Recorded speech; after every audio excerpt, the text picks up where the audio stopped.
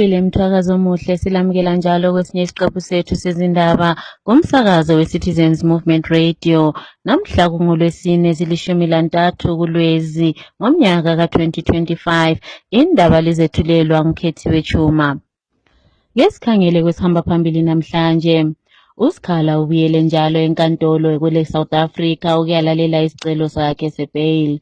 uMatsibanyika uthi kakwehlise intengo yamapasipoti. uMrombezi uthi kakuthuthukiswe indlela yezokuthutha kukaloliwe. Nanzi indaba zethu ngokugcweleyo.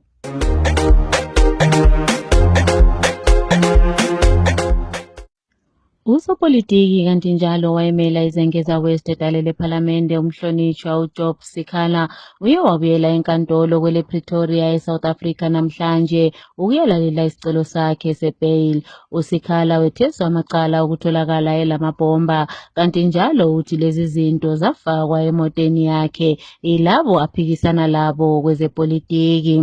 Ake sithole imininingwana ngalokho okuvelayo ngalolu daba.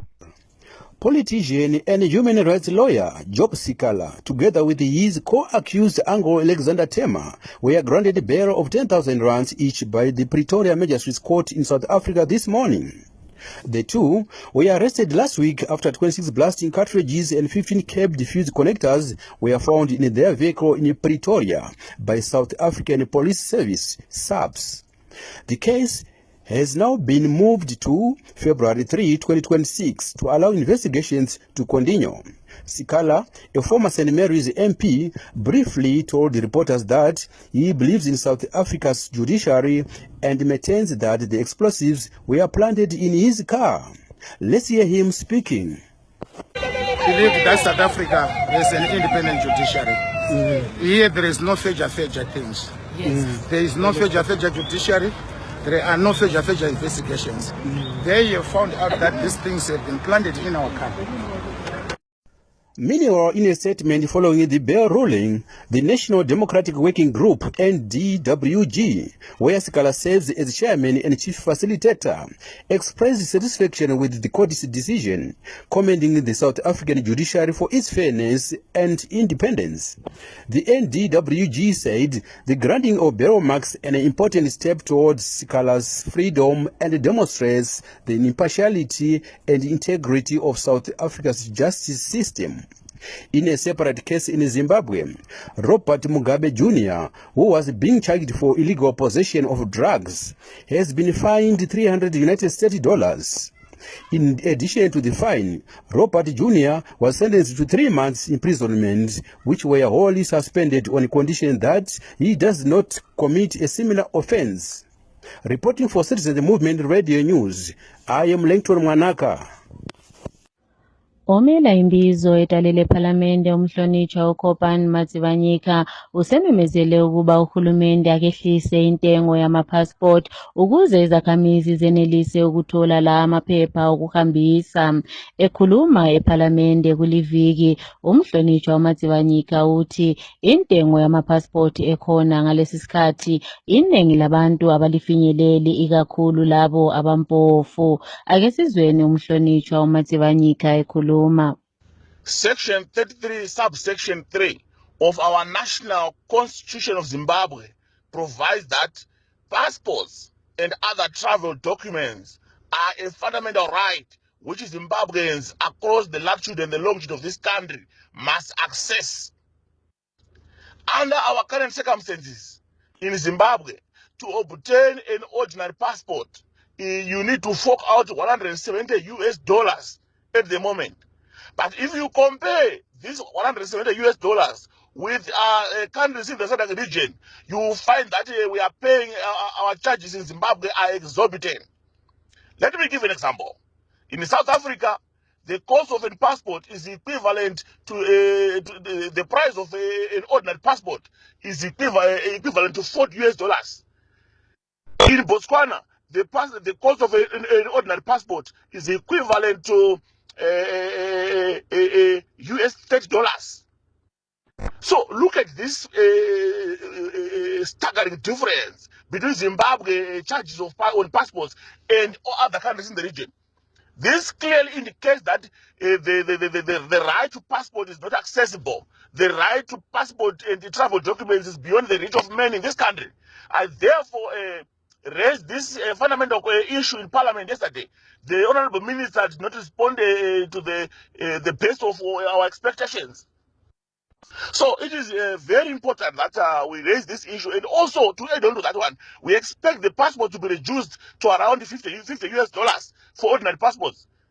Secondly, we expect exemptions, particularly to those vulnerable groups, such as the disabled. They must get a passport for free. The blind must get a passport for free.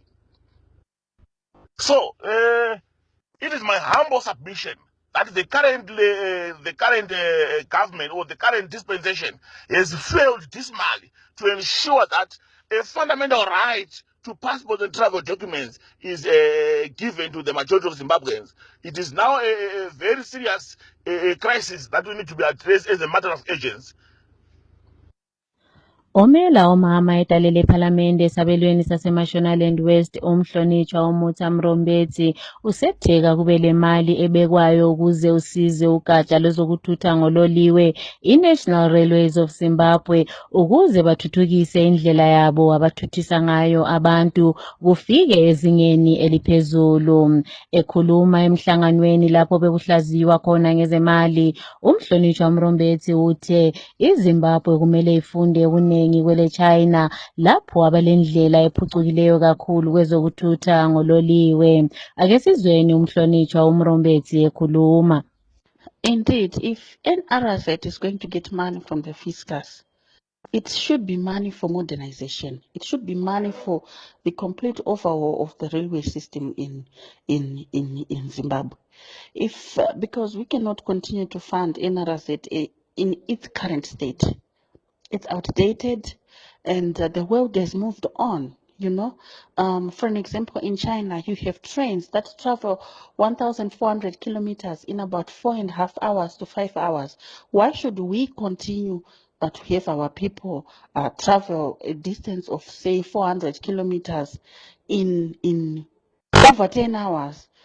That is unacceptable. We need to move on. We need to upgrade. We need to move with time. Technology has changed, and technology is now available for that. So if NRZ is going to get money from the fiscus, if NRZ is going to get money, taxpayers' money, it should be money to upgrade to something that's better, because time for our people, time is dignity. Time is money. And it will actually lessen, you know, the time from Harare to Chegutu, a distance of 100 kilometers. It takes an hour by road, but with the train, with a fast-moving G train like in China, it might take 10-15 minutes. So our people deserve better. Our people deserve dignity. We need that from NRZ. And if it is to get money from people's money from the fiscus, it must be money to modernize, money to upgrade the complete overhaul of NRZ, so that we move with time, so that we compete with other nations, so that, you know, our people are dignified when they're traveling. Amapholisa esethule umbiko ukuba sebesungule ukuphenyisisa ukuthunjwa kwababili abayizifundi zaseChinoyi University of Technology, uLindo Nzanga kanye loMalvin Madanda, omunye wabalwela amalungelo abantu, kanti njalo ngomunye wakwabandakanyeka ekuthunjweni uRobson Chere. Usamukele lesi sinqumo esithethwe ngamapholisa esokuphenyisisa leli cala, njalo kumele basiphenyisise ngendlela eqotho. Uye wathi umphakathi awuselalo ithemba emapholiseni ngokuzinikela kwabo ekuphenyisiseni amacala abantu abathunjwayo, njengalokhu bebekuchaya indiva phambili emacaleni abantu abathunjwayo. Kulandela ukuthunjwa kwezifundi zaseyunivesithi ezimbili, inhlanganiso yamatitshala e-ACHUZ isisungule umkhankaso wokuxwayisisa abantu ngodlame olukhona kwezepolitiki kanye lokuthunjwa kwabantu. Othungamela inhlanganiso ye-ACHUZ u-Obed Masaraure uthi sebememezele ukuba uLwesihlanu wonke uza kuba lilanga lokunanza usuku lokuthula ukuze abantu bayenelise ukwenza impikisho ngokuthula bebhikishela udlame. Ikhansila le-CCC kuWard 6 e-Epworth uNoboti Makhoni icala lakhe lilahlwe inkantolo ephezulu yaseZimbabwe kuviki ephelileyo ngemva kokuba wayegwetshiwe ngaphambilini ngumantshi esolwa ngokuthatha imali yesibambiso engama$450 edoleni leMelika ukuze omunye wezakhamizi athole umhlaba. Ukugwetshwa kwakhe kwenza ukuba kube lokhetho ngenyanga kaNcwabakazi, lokhu kwenza ibandla leZANU-PF lanqoba. Ukusenjalo, lolu khetho kaluqhutshwanga ngendlela eqondileyo, lwenzakala ensukwini ezingama-62 ngemva kokuba kube lesikhexe, kanti ngomthetho bekumele kube zinsuku ezingama-90. uMakoni waqala uhambo lwakhe kwezepolitiki ngomnyaka ka-2000 kanti-ke wasebenza njengomunye wababelondoloza impilo kalowo wayethungamela i-MDC uMorgan Richard Tsvangirai. Ake sithole imininingwane lapho uMakoni besitshela ngokulahlwa kwecala lakhe. Maswera sei right nyaya iripo ndekuti anoda kungotaura ndekuti ndinzwa wangu mufaro nekuti handiwo sematare anozvinyirira vanhu. Danho repamusoro rine vatongi vanotonga zvakanaka. Iri repasi riri retunhuro iri hawatarise nyaya kana kuteerera, asi vanongoti vanhu ngavaende kungorongedza vanhu, vanorongedza vanhu ndosaka majera akazara. Asi ini hangu nekutongwa kwandakaita nemutongo wandakapiwa wakandibata pakutanga kudare repasi, asi kudare repamusoro ndinotenda kuti vanotonga chokwadi, havatonge munhu asi vanotonga chokwadi. Saka dare repamusoro ngarikongorerwe rirambe rakadaro, chero munhoroondo dzematare dare repamusoro rehigh court rinotonga zvakanaka, asi tinoda kuti ririwedzere uyezve ringopa vanhu kodzero pazvinhu zvavo zvavanenge vakunda, kuti aiwa vanhu hafaniri kutorerwa kana zviri zvigaro, kana especially pamatongo enyika, kana munhu anzi akwitirwa aiwa haana mhosva. Saka ngaringopa vanhu matsamba akakwana, tiende mberi ndokwatinoda, nekuti tinotarisira kuti vanotonga zvakanaka. Chero mari dzemushando ngavawedzerwe kana hurumende ikachinja, kana nyika ikachinja, kuti tachinja hurumende, vanhu vanofanira kuwana pfuma, kwete kuvapa mota nekuwavhara-vhara asi vane nzara. Izvo hazvibati. Ngavapuwe mari yakanaka mukurarama kwavo nemugara kwavo, ndizvitifambire. Ndinotenda hangu mazviita. Uphenyo olwenziwe i-Afrobarometer emalangeni adlulileyo luveza ukuba ingxenye yezakhamizi abaxoxisane labo abasesabi udlame olubakhona ngesikhathi sokhetho. Ukwehla lokhu nxa kuqathaniswa langomnyaka ka-2009 lapho abantu abane ebantwini abahlanu ababexoxisane labo babeveza ukuba bayasaba udlame ngesikhathi sokhetho. Ohlaziya ngezepolitiki uJefferson Chitando uthi ukwehla kwenani leli akusho ukuba udlame kalusekho, kodwa kuveza ukuba izakhamizi sezijayele umkhuba wodlame kwezepolitiki lo owenziwa libandla leZANU-PF. Ake sizweni uChitando ekhuluma. The Afrobarometer survey results is only vindicating the situation on the ground. It's true that people might be seen not to fear political violence from ZANU-PF as compared to 2008, 2009. There are some factors which people should understand which contributed greatly to this. First, it was the COPAC outreach programs, which all political party members would sit down and contribute their party positions in front of members of parliament of ZANU-PF and the MDCs. This in its own was a healing a process. This brought people closer to each other. There were bridges which were built by COPAC, which if the country had pursued that program on another note, we would have seen harmony, peace, and loving society. The second issue about violence dropping is because people have built or have developed a thick skin against violence. When you put a cat in the corner, it will have to fight for its life. This is the same situation which we are finding in Zimbabwe currently. Most of the people who were tormented, persecuted by ZANU-PF, they openly confront ZANU-PF members that they will retaliate. This has also shaken the arms of violence, the merchants of violence. So it's not a question that there's absence of violence in the country. It is still there, but it is only society which is turning into another level, another leaf, another reaction.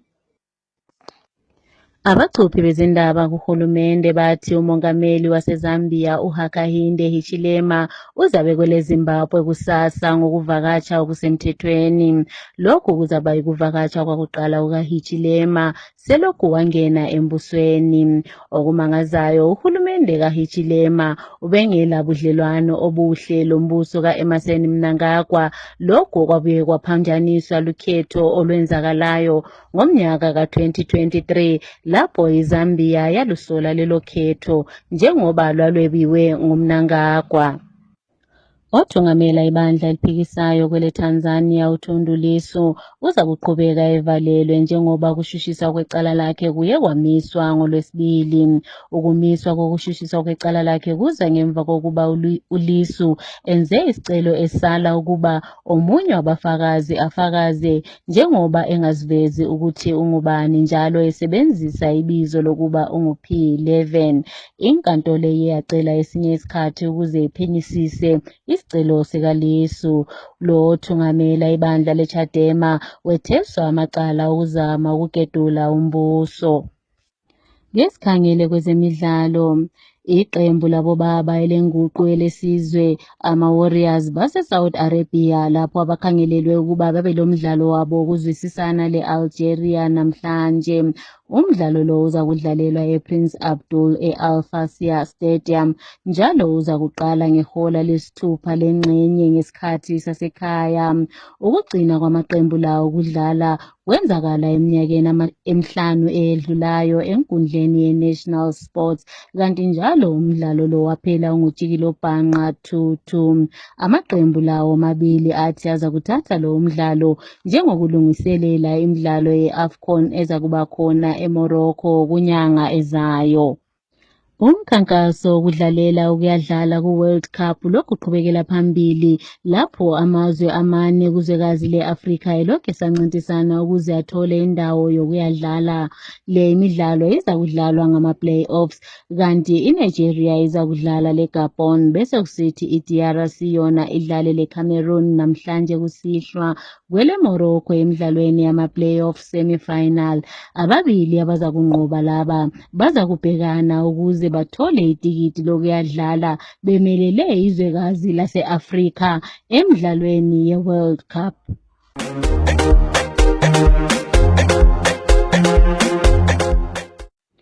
Ukuziphetha lezi indaba kumsakazo we-Citizens Movement Radio nanze bezihamba phambili. uSikhala uye wabuyela enkantolo namhlanje kwele South Africa ukuyalalela isicelo sebail. uMatsibanyika uthi kakwehliswe intengo yama-passport. uMrombetsi umemezela ukuba kakuphuculwe indlela yezokuthutha kuloliwe. Siziphetha lapha lezi indaba.